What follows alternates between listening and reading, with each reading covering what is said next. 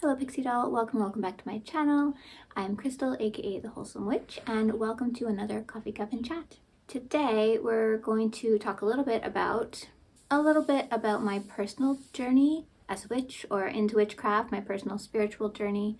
And also I just had a birthday, so you reflect a lot around birthday times, and I've been reflecting on my own journey, path, however you want to call it. And this year, I don't know the exact date that I was like, yes, this is the path for me, or yes, I'm a witch, but I was 12-ish, which means this year will be 30 years that I have resonated with the term and the elements that come with it. And it's a lifelong thing, so it's something that's always going to be with you, and it's going to change and shift with you, as does everything in life. So I thought it would be a good moment to just have a little chat about it, address some things that you guys have asked me about, and yeah, just kind of where it began, how it's changed, where I am now, and just to give you guys some comfort or some clarity on your own path, and just how much it can change and evolve in, a 30-year span, because it's a lot. 42-year-old me is definitely very different from 12-year-old me. So it only makes sense that my spiritual path and journey is also going to be very different from that time. So if it sounds interesting to you, grab your favorite beverage. I've got my coffee as per usual. Take a seat with me and let's get into it.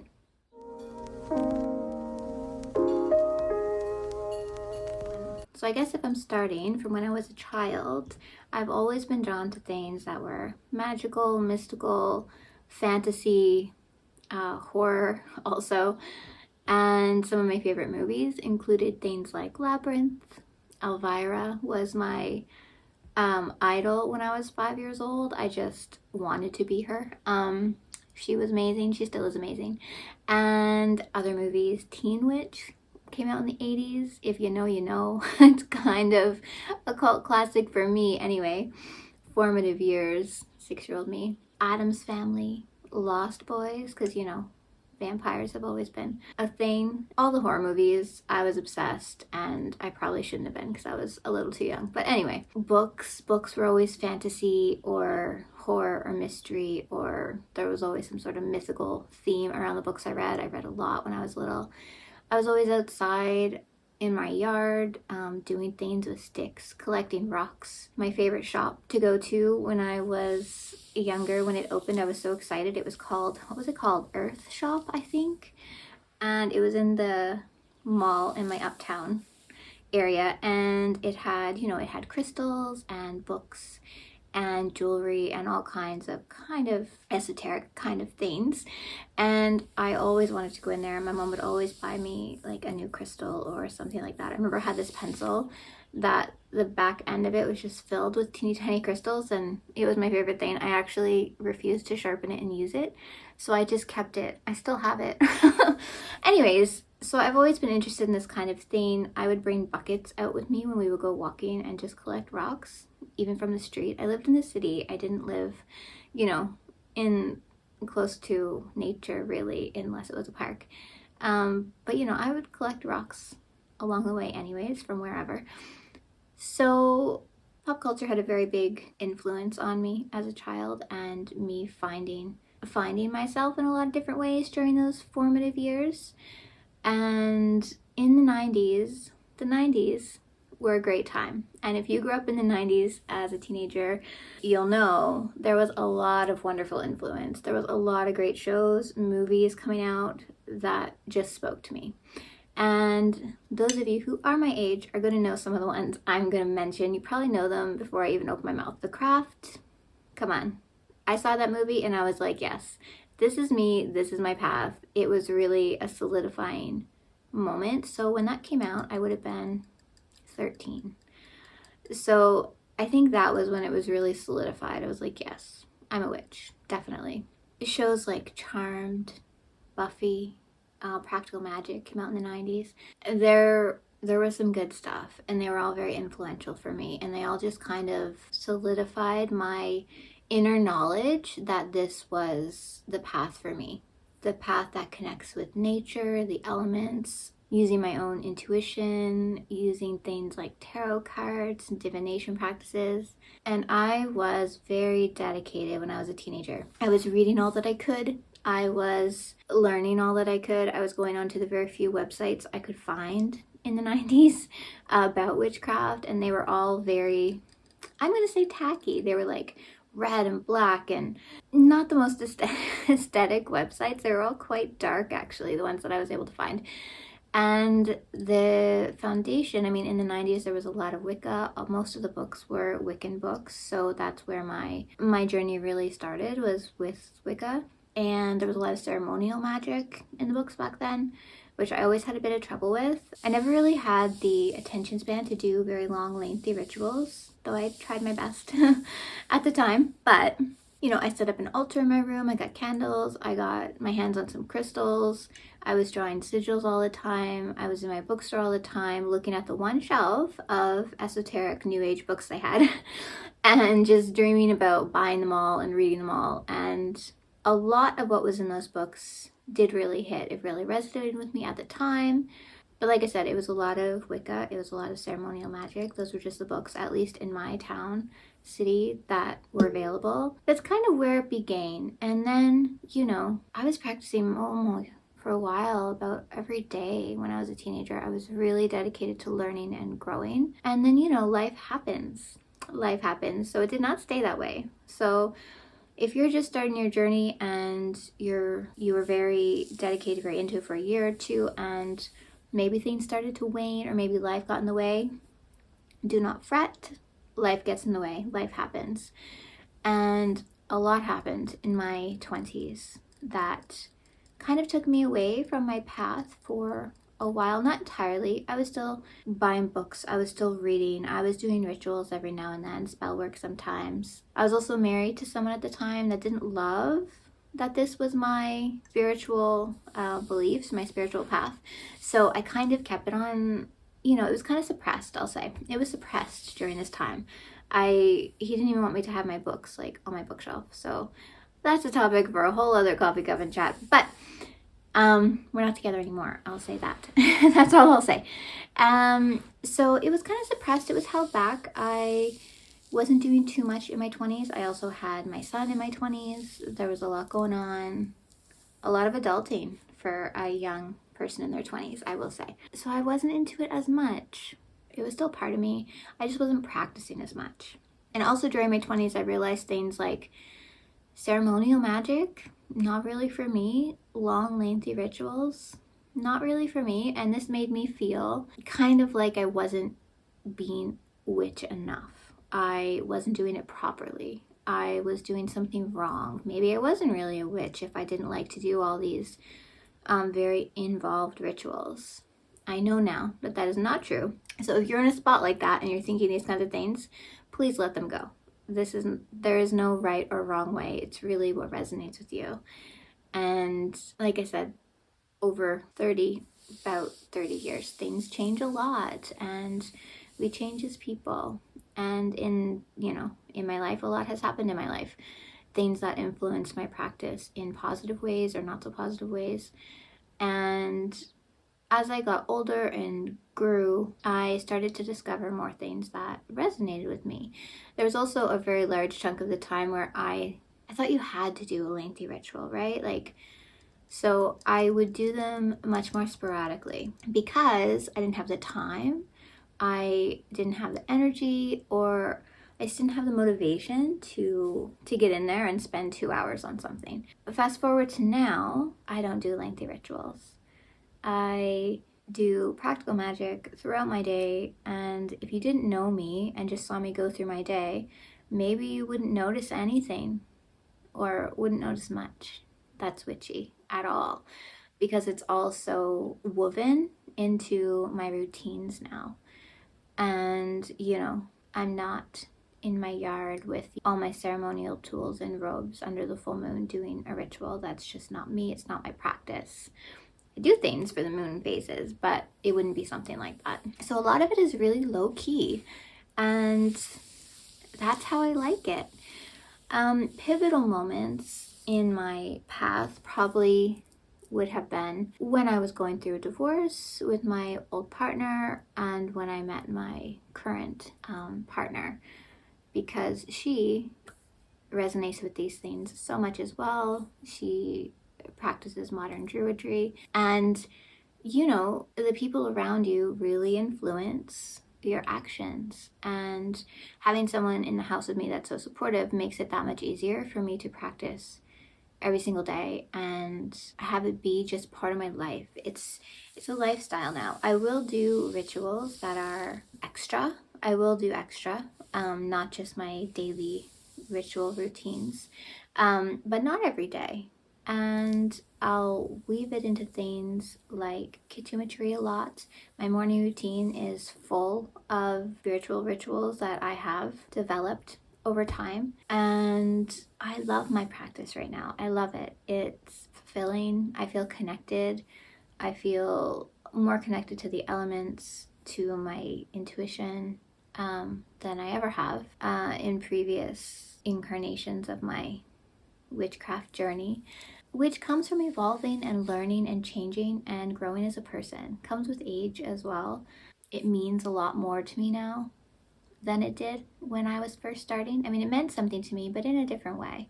I feel there's much more of a connection now to my higher self and my practice than I could have really understood when I was a teenager or 20 years old, just kind of getting into things, you know? If that makes sense. I hope it makes sense. I'm not sure. Leave a comment, let me know if that makes sense. Another really pivotal time in my practice was when I was going through cancer treatments. That was kind of a game changer when it came to my spiritual practice. It was a time when I really leaned in and started incorporating things into my days more and more that helped me just get through the entire process, ordeal, whatever you want to call it. And a lot of those things actually stuck with me. It was a time in my life where I really started to get into visualization because, you know, I was feeling so crap, especially going through chemo. Sometimes all I could do was just sit in a chair in silence and literally just sit there. I had the energy for nothing else. And I would visualize. I visualized a lot during that time, and the visualization part really stayed with me.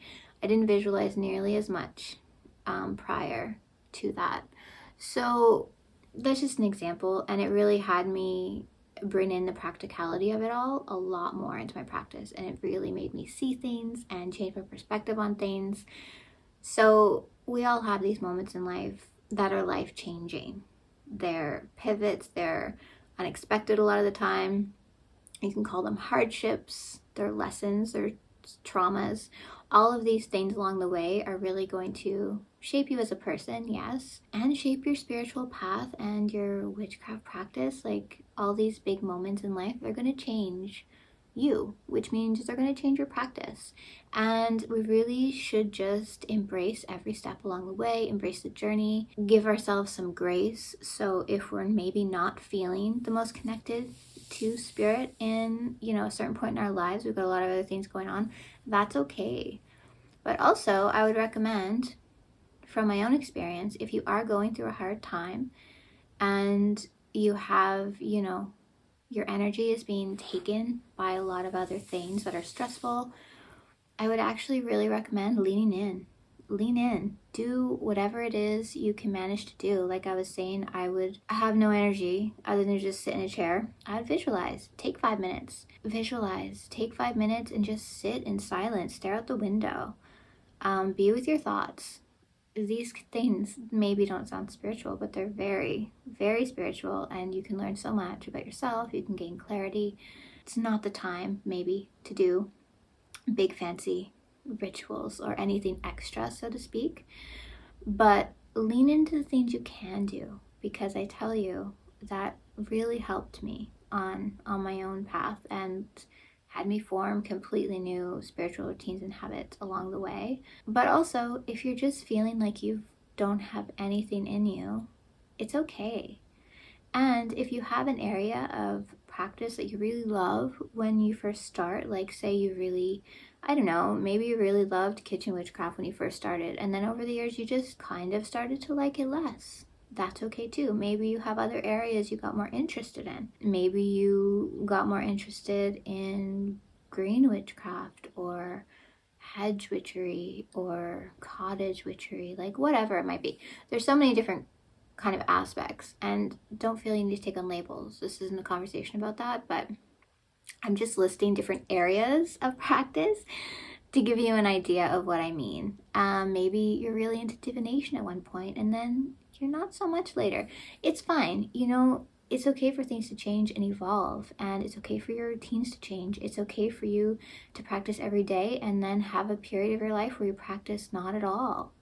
You know, it's a lifelong journey, and it's gonna change. It's gonna change, and that is absolutely fine. I would encourage you to embrace the changes, embrace new areas that you become interested in, embrace, you know, the lessons you learn, embrace your spiritual growth as you progress and as you get older.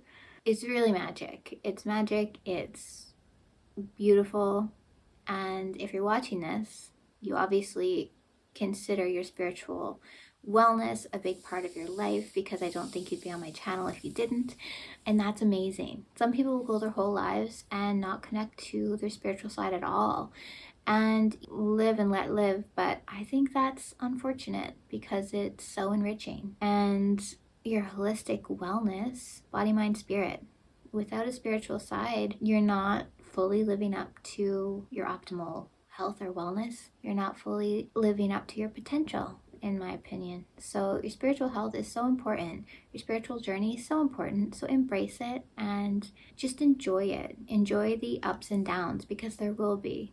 Enjoy the changes and the twists and turns as you go through life and grow and evolve. And know that it's a lifelong path of learning as well. We're always learning. There's always new things to learn. None of us are ever going to know everything about every area of the craft. Like, it's vast. And if you're just getting into it and learning today, you're very lucky. There are so many books. There are so many resources and different perspectives and, you know, social media accounts. And I mean, everything that you see, watch, read, it's not all going to resonate with you, and that's okay. Take what resonates and leave what doesn't. I don't think I've ever read a book where the entire book, I was like, yes, this book is absolutely perfect. I love it. Everything in it resonates with me. I don't think I've ever read a book like that. I have favorite books, and there are so many amazing books, but I always take what resonates and leave what doesn't. And that's okay. So I encourage you, read all you can, listen to podcasts, watch YouTube videos, embrace pop culture. I love when witches have a moment in pop culture, because it happens throughout time. Every now and then they'll just have a moment, and I think they've been having a moment for a little while now, and I think it's absolutely amazing. I think it's amazing that it's so much more accepted, so much more out there than it used to be, and there's just so many resources. To take advantage of the resources. Always know that there's more to learn, and embrace the learning. The learning is an amazing part of all of this. I'm still learning. There's still so many areas that I would like to know more about. I would like to, let's see, what are some things that I would like to be a little bit more proficient in? Oh, I don't have any earrings on. That's okay. That's okay. I would like to learn more areas of divination than I do now. I do cards a lot. That's probably definitely my most knowledgeable area of divination. And I've dabbled in different things, but I would really like to become more proficient in a few. I'm a coffee girl, so I would really like to learn to read coffee grounds. I think those readings are really interesting. I would like to dive more into remembering past lives, which was something I was really into in my teens when I first started. And then it kind of didn't have the dedication to it in my 20s, like I was saying. And that's something, you know, you've got to dedicate some time. That's not an easy, quick learn, in my opinion. So that's something else I'd really like to dive into a little bit more, maybe in this decade of my 40s. I would like to learn more about reading auras. I find that really interesting. And as an empathic person and quite an intuitive person, I think that I could be really, what's the word? Good? I think I could be really good at reading auras. So that's something I really want to dedicate some time to and practice doing. I don't naturally see them in people. I feel energy so quickly, so easily off people, but seeing the actual aura of people, I that doesn't come as a natural thing to me. So that's something else I really want to learn about. Anyway, there's lots of things. There's lots of things I would like to be more knowledgeable in. And like I said, that's after 30 years of learning and growing and changing. There's always more to learn. So, you know, just know that you don't know much at all. No, I just totally made a little bit of a mess here. So I don't want this video to be too long. I'm gonna leave it at that for today. If you have any questions, I may have trailed off or switched topics at some point and you're like, wait, but I thought you were gonna say more about that. Ask me, leave me a comment and ask me any questions. I'm gonna do a Q&A, I think, probably in June. I haven't done one on here, and I think I've had some questions come through on Instagram and things, so I think I'll put one together in June. I was gonna do it in April and it just didn't happen. So if you have any questions about my journey or whatever, you can leave them in the comments. And also let me know where you are in your journey. Are you just starting? Are you a lifelong practitioner? Are you, are you my age and just really starting to develop your spiritual side? Are you younger and just really excited about this new path? I'd love to hear it. I love to read your comments. So drop one below. If the video resonated, I would love if you would like and subscribe. It really helps me and the channel and helps me continue to put out content for you guys. And I will link my blog, my other socials down below in case you want to check them out. What else? I think that's all. Thank you so much again for being here. My sincere appreciation and gratitude to you. I am sending you many, many blessings, and I will see you for another Coffee Coven Chat next Sunday. Bye.